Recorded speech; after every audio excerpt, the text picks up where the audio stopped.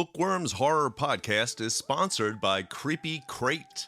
Creepy Crate is a horror and true crime subscription box filled with spooky collectibles, macabre accessories, and terrifying goodies. Each bi-monthly box is filled with over $85 of terror and includes at least one horror or true crime book. This box delivers dread to your doorstep for just $39.99 with free shipping. Go to creepycrate.store to subscribe. Use the code bookworm5 at checkout to get $5 off your subscription. That's bookworm5 for $5 off your subscription. And now to the show.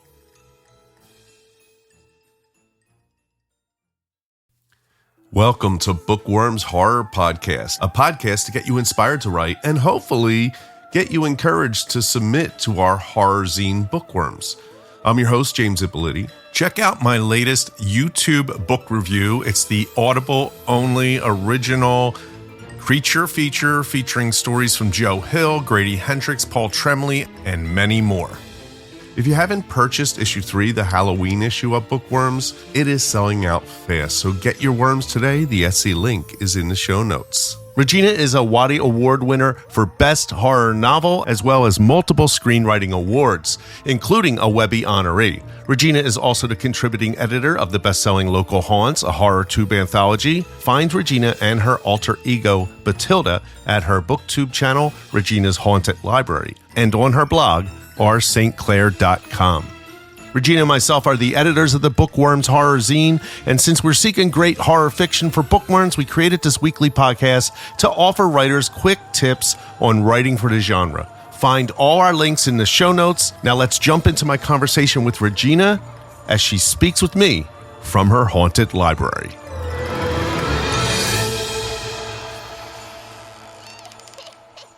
All right, Regina, this week the quote is... Art is, the quote is by Jean Cocteau. Is that, how do you say Cocteau? Jean Cocteau. Jean Cocteau. Okay. Jean Cocteau. Art is a marriage of the conscious and the unconscious. Very simple. Give me your feelings and thoughts. I can relate to that. And Jean Cocteau was a filmmaker. He was part of the Surrealist movement. Who, he did that Beauty and the Beast, the pretty famous film, and I saw some other ones that he did in college. Anyway, they'll come to me. But I think coming from the place as a surrealist and an experimental artist, definitely can relate to that quote. I agree with it 100%. The hard part about this quote is the unconscious part, because we're not conscious of it, right? You're married to something that you are unconscious of. Well, as one of my therapists explained to me, the unconscious is always a step above the conscious. So, why we're drawn to certain people, whether they're good for us or not, is a bit of a mystery, and it's definitely related to the unconscious. Like, why do we feel a certain way? Why do we fall in love with this person? Why are we infatuated with this person? A lot of it is coming from the unconscious, and yes. I would say most of it. What we're turned on by, what draws us to certain subjects. Yeah, good or bad. Good or bad, right? Good or bad. Like, I can go back and analyze my work as part of like my family system, and it's the problems with my family system. I mean, definitely when I wrote Unmasked, which is about a brother who's like tormented by a sister. Well, not that I had those exact dynamics, of course, but I definitely could relate to it. And for my family dynamic, the negative things about my family dynamic, I think art, you're always trying to work something out and make sense of something or just explore it. Yeah, I think... So, I think maybe that... Orpheus was this other film that's really great that I've seen. I think the first draft should be the unconscious, if you want to put it that way. And I think that's another way of looking at this. It's the right brain, left brain type thing, where when you're writing your first draft or you're trying to get something down, like Ray Bradbury says, don't think, right? Right. That is going to mess you up when you're trying to write, because you're going to criticize yourself every sentence. Oh, yeah. You know. And I think just letting the story come out, the unconscious is writing it. Yep. And then marry it with your conscious when you go back to rewrite, when you do revisions. I think that's the best practice as any artist. You can, especially writing, because in order to get into that flow and where all the good stuff happens, if you're following your outline too much, yes, that can be really restrictive, and you'll come out with something that just doesn't really have a lot of life. Yeah, I think it's like this idea of a control freak. Like, if you're going to sit there and, like, you know, hold your story down and be like, this is what you are, and with these outlines that are, you know, you're not. Again, the marriage might be a good metaphor. You know, you've got that one controlling spouse. Is that a good metaphor? Well, he says for writing. I know it's a marriage, but I don't think he means that one. What? I don't think it's. He's trying to say it's an unhealthy marriage. No. But it is a marriage. A healthy marriage is a balance. Yes. But yeah, what you're saying is that don't be the one controlling spouse who's like, don't let one dominate the other. Yeah, I guess is what I'm trying to say. Yes. If you going in and thinking too much when you're writing is bad. But if you're just like, and I met a few of these people, like, whatever I put on, it's just coming out of me, and I'm not going to go back and edit or change or fix my spelling mistakes because it's perfect the way it is. You know, that's not good either. I don't agree with that, and I know those people as well. But how do you feel about someone like Jackson Pollock? Do you think that, like, do you think there's an equivalent to Jackson Pollock in writing? I think in some poetry, definitely, and a lot of bad poetry too. I don't know. You have someone like I think, like, certain poets. There's already, like with Pollock, let's say, or maybe Picasso's a better example. Like, they already have the skills. Right. And now they're just being free with it. Like, when I went to the Picasso Museum in Spain, it was a huge retrospective of his work, starting with his earlier stuff. So as a child, he's painting these incredibly realistic paintings as an adolescent. And then at the end of his life, he's doing these very childlike sculptures, which are worlds better than what he did as an adolescent, if that makes sense. So, but he already knew what he was doing. And it's kind of a corny example, perhaps, but I think that, I think musicians are like this. Like, I know a lot of great musicians who can't read a note of music, but they know how to play. Yeah. And they understand music. And then you probably have met those too. But then there are also the musicians who maybe are doing everything by the book, but they're boring. Yes. So that comes into play with, yes, I know a lot of these people. Yeah. That are so well versed in music theory that they do not have any feeling in it. But to them, it's cool that there is this certain note above this note that is, you know, theoretically really cool, but it's just all technical. Yes. And then, you know, because I've been a teacher before, you know, you get a student that maybe is, and I was probably like this a lot when I was a kid, like full of feeling, but maybe doesn't have the grammatical control yet. But you should always work on both, because if you're not, the reason why the grammar, and this can apply to like any art, music, is important, is that because you have to communicate with a certain language that other people then can understand.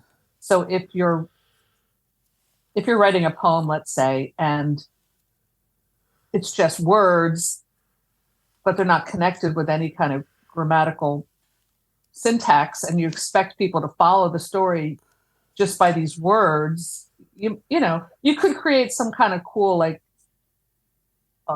abstract piece, but it doesn't mean that anyone's really going to understand it.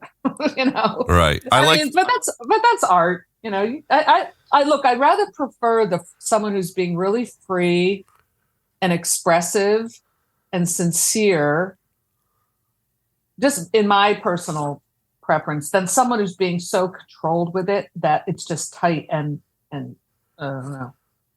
Yeah, so I think you brought up two things that I agree is the marriage.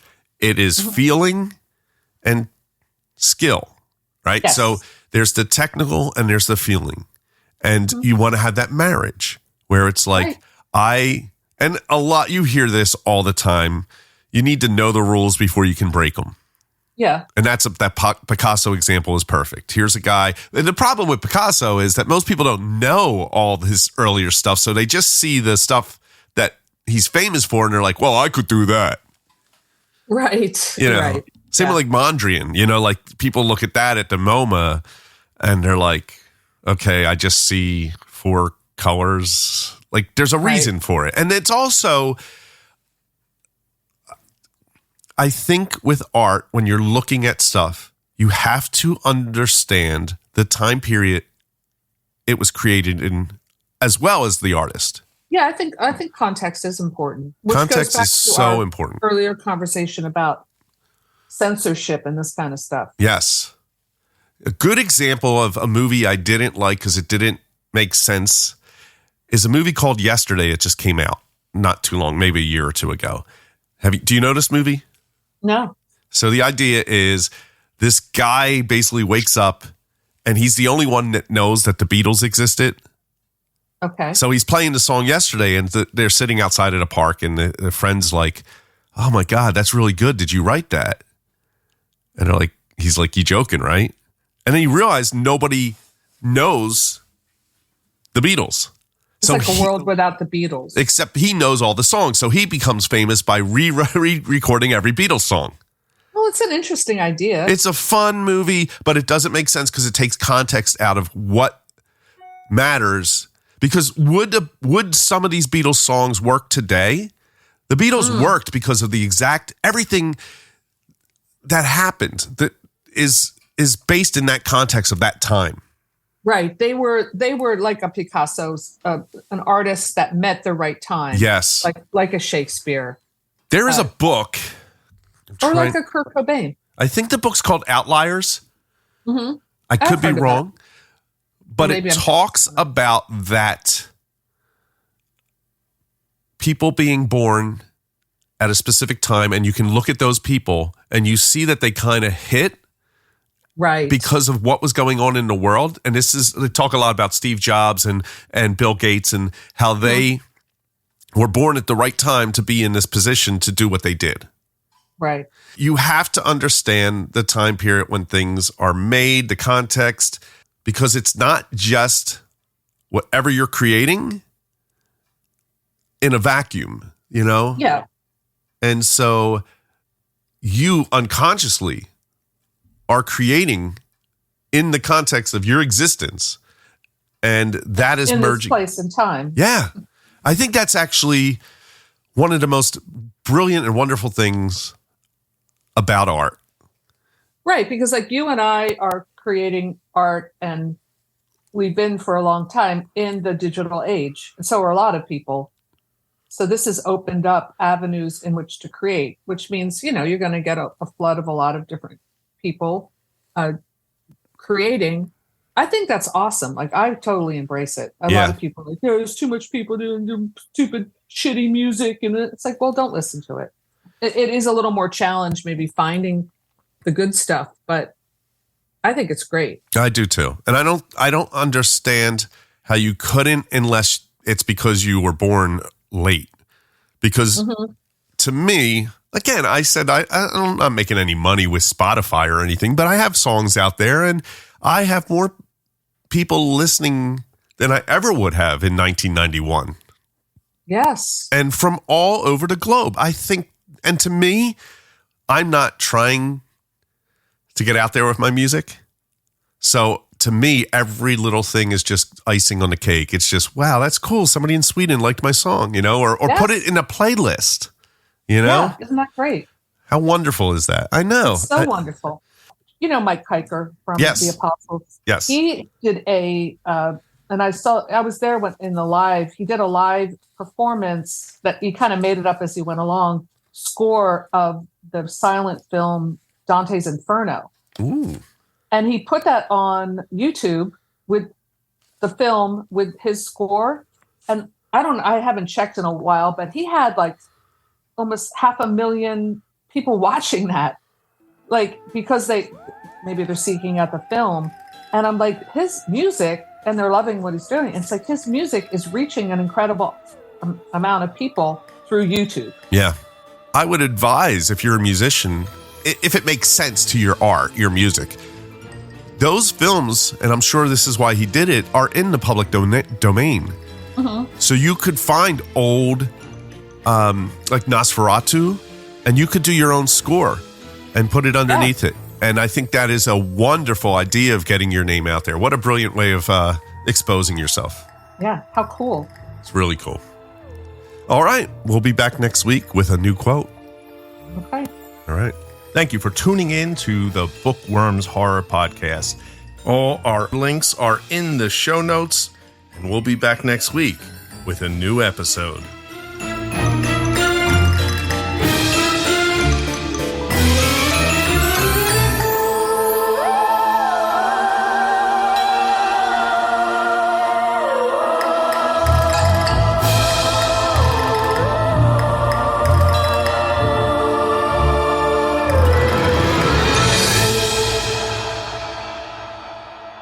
Book Worms is a Guerrilladelphia production.